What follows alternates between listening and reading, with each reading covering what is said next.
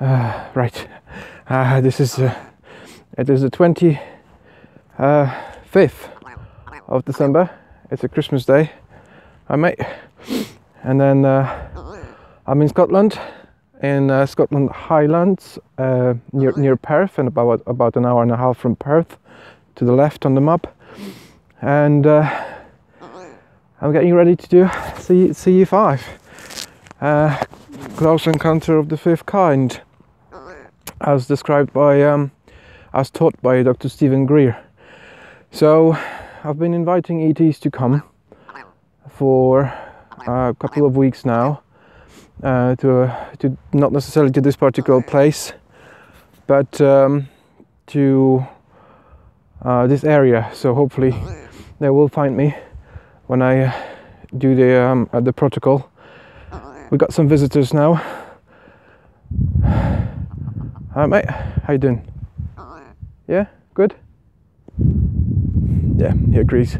So basically, I've been before I came here on holiday. So it's 25th of December, so it's a Christmas day.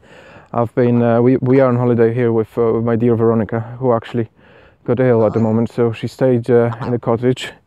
So I decided to do the CE-5 by myself. And then look at him.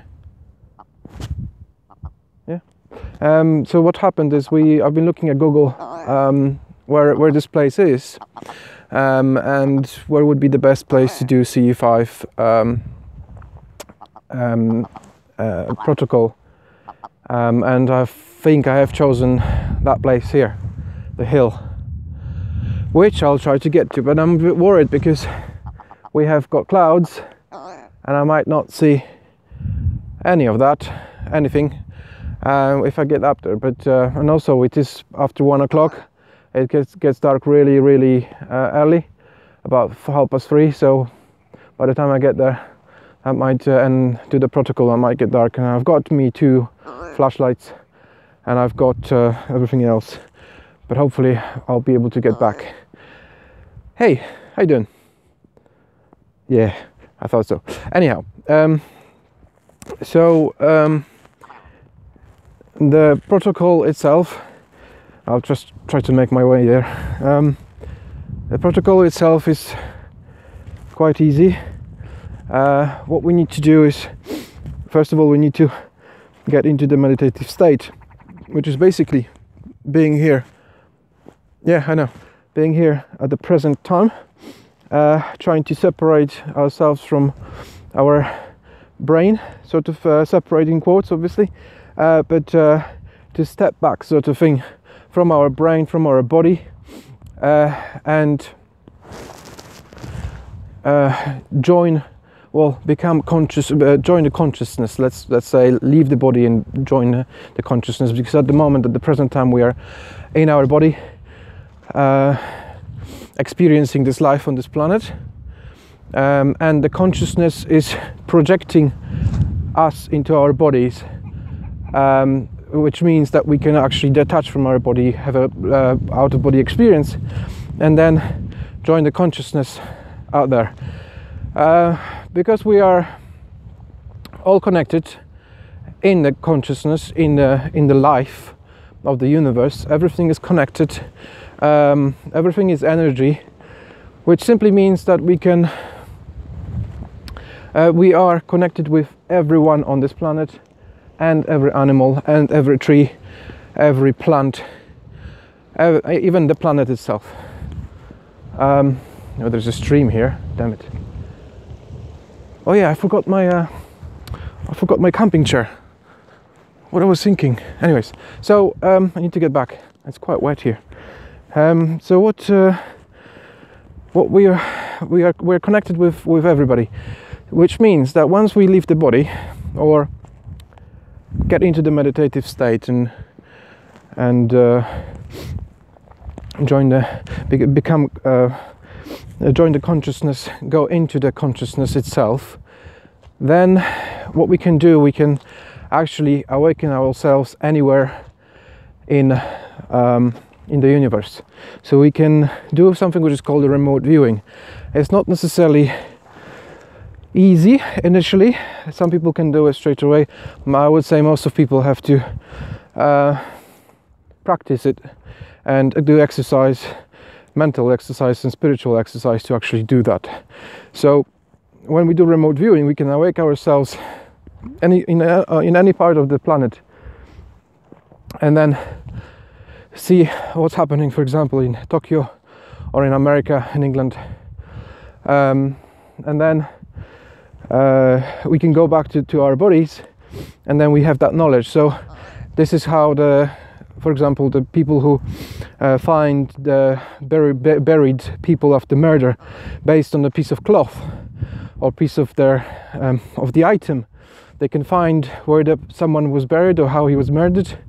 This is how it works, simply because the item holds the energy of that person, and then because of that energy they can connect and do the remote viewing and do a sort of a trail, if you like. That's just one of the examples of using the remote viewing. So, sorry, I just need to get my camping chair out. So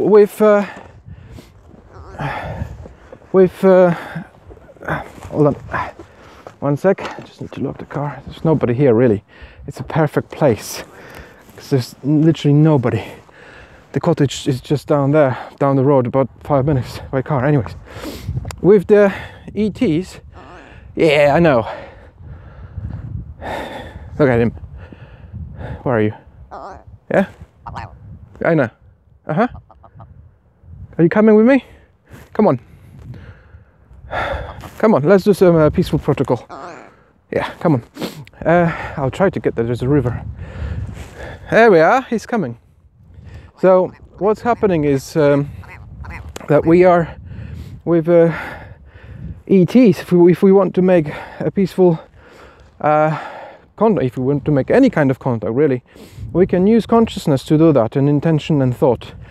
So what we need to do remote view, awaken into the deep space or around the planet, because spacecrafts and ETs are all over the place at the moment, everywhere. So we can awaken there, and then we can communicate with ETs, because they are in the state of cosmic consciousness or God consciousness.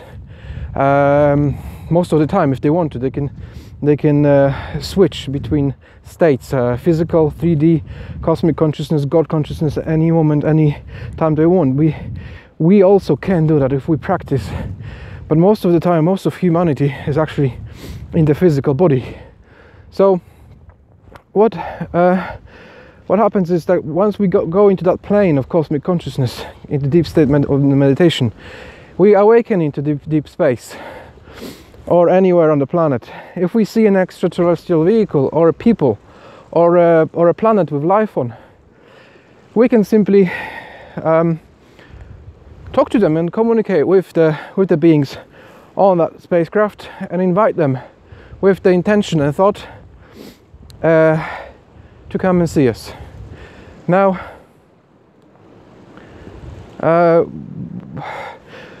that takes some practice. It's not very easy. Sometimes it happens when sometimes you don't really have to do remote viewing. It's just about the nature of your heart. If you have a good heart, you will be able to do that. Sometimes they will come without really doing remote viewing. If they're nearby, if they sense your goodness, then they will come, and then they will disappear. But protocol says that we do remote viewing. We show them with our mind's eye. We show them the exact location of where we are. Hold on. Yes, exact location of where we are. What are we doing? How many people is there in our working group? What kind of equipment we're using? Whether we're using lights or not, whether there is any cities lit up in nearby, any points of reference, because the planet is quite big. So I'm not going to go there, because I'll be in trouble if that's dark. I'm not going to go there. No way. I think I'm just going to choose that hill. here, because if that is getting dark, then it's going to be problematic.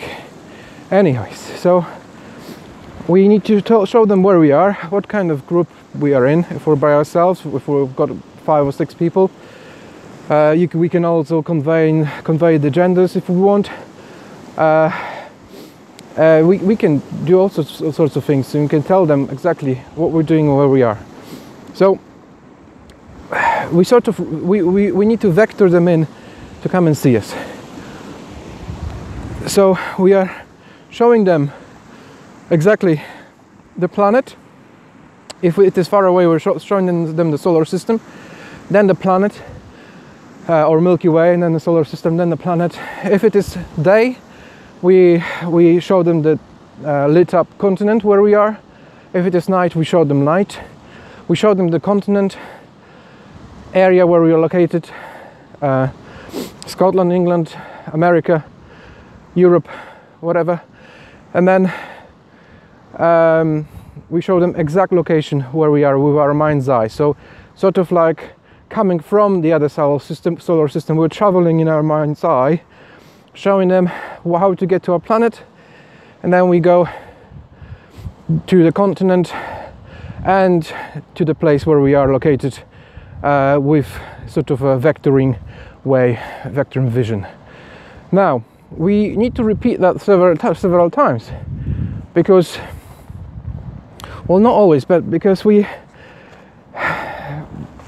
the communication systems are so advanced that they will pick it up. But you know, even though they are trans-dimensional beings, even though that's the case, there is some kind of a drag between dimensions that they have to go through because of this thickness of the cosmos. So if they are coming from a distant planet, that may take them a couple of days before they can get to us. If they're coming nearby from Earth, they can be here within seconds, simply because they will go sort of underbelly of 3D and join us in our 3D dimensions. So they will leave 3D, go underbelly, and sort of teleport anywhere they like, materialize. That's why when we are doing the events, that's why when we are seeing the ET craft, they can appear, materialize and dematerialize anytime they want. That's called multi-dimension physics. Now what happens then is that they still may be here, but in the other dimension, which was not visible for our human eye. And also they can be outside of the visible light spectrum, as well as other beings that are not necessarily ET, but angelic, or also demonic, or ghosts, as we call them. So they are just outside of the visible light, which we can't see. So it all depends. I do not really know exactly how they operate. This is the knowledge I got from Dr. Stephen Greer, and researching basically by myself. So they can materialize anytime in space, and that they're not dependent on time as well, because they go beyond time. If anyone who can travel beyond the speed of light, then he is not dependent on time. So it's also really good, because if you invite someone to come 2 weeks early, they might already be there, simply because the time is not relevant. Yes, so I'll start my protocol in a minute. I just wanted to share a thought regarding the whole inviting and CE-5 protocol, close encounter of the fifth kind, human initiated contact. When I was reading the manual of working group manual of Dr. Stephen Greer, I realized that there are different levels of CE-5, which is simply seeing an object interacting with biological entity, landing of the ET craft, etc. And I had a thought yesterday when I was thinking about that. That would be really good if there would be landing, but we would have to be prepared, not only physically prepared, but we have to be spiritually prepared for that. With if we imagine, there's a lot of fear in us, basically because of all the propaganda that has been happening with regards to ETs and evil aliens which will kill you, or who will kill you and eat you for breakfast. So there's a lot of fear regarding what's going to happen, fear of the unknown, as we have as humans, the fear of unknown. Also that we have to treat everybody as an enemy. Most of, or a lot of, this is the human nature. We tend to have a very defensive posture, defensive stand when it comes to new unknown things, because what if they will attack us? What if that will happen? So also imagine if there is an ET craft landing and there are different species of ETs that live on different planets, and they have evolved in a different way. They are humanoid, for example, which is 2 legs and 2 arms and a head, because this is how the universe kind of, from what we know, accepted as a working pattern. But then they may look very different to us.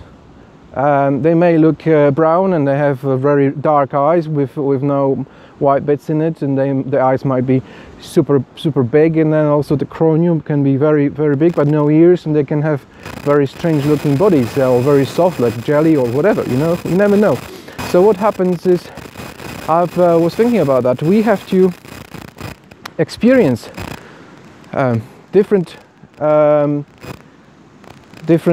people on this planet, different races, for example, Africans, Japanese, Asians. For us Europeans, this is very important to, you know, go beyond that fear of unknown. For people living in England or Western Europe, is great, because there is a lot of mixture of races. But also, if you are living in Eastern Europe or any other countries which are called the countries of the third world, you would see another person who is looking differently to you, as someone who is potentially a lesser person, or you could see that person as a threat, or because it's unknown. So it's important for us to understand that we are all made of the flesh and blood, and we all bleed the same. We are all human, just looking differently. Also, when I was here yesterday at night, because I live in a city, I've decided that I will go out and have a look, you know, do the protocol and do some invitation for today. So it was absolutely dark. There's clouds everywhere. There's no moonlight, and I was so terrified, because I am not used to going out in the dark with just a flashlight and absolutely seeing nothing, absolutely nothing. And you know, there are different animals here. You can hear different noises which you don't hear often in a city. And I said to myself, well, I need to go, and I need to face my little fear. And that was really good experience, because I realized that I'm not actually in danger. So these are just a few things which we have to overcome. Get used to get used to the nature. We need to tame the nature. We need to tame animals. We need to feel the empathy to the animals. We need to connect with them and be around them, not kill them and eat them. So we need to be around them and sense their life that is inside of the animal. Then we need to sense the life which is inside of other people. If we haven't traveled yet the world, we need to see how other races on this planet only live. So if it comes to the ETs, who are spiritually and technologically advanced 1,000 times, 1,000,000 times, and tens of millions of times, because there are races who are millions and millions years old, much older than human race. So they would have evolved like simple, even biological evolution. They would evolve in looking differently. The same with humans. They are evolving as well over the next few thousand years. If we survive our own destruction, then we will probably look different. If all the races on the planet will mix, we will look different. We will probably, as in South Park, there was a description of the race which was greenish, whitish, brownish, yellowish and reddish skin color, and everybody looked the same. So what I suspect would have happened in 10,000 or tens of thousands years to come, if all the races were to mix with each other, we would achieve one similarly looking shape of body, physical body. But also, we haven't mentioned the spiritual development that we would go. So yes, just these are just my thoughts that I had.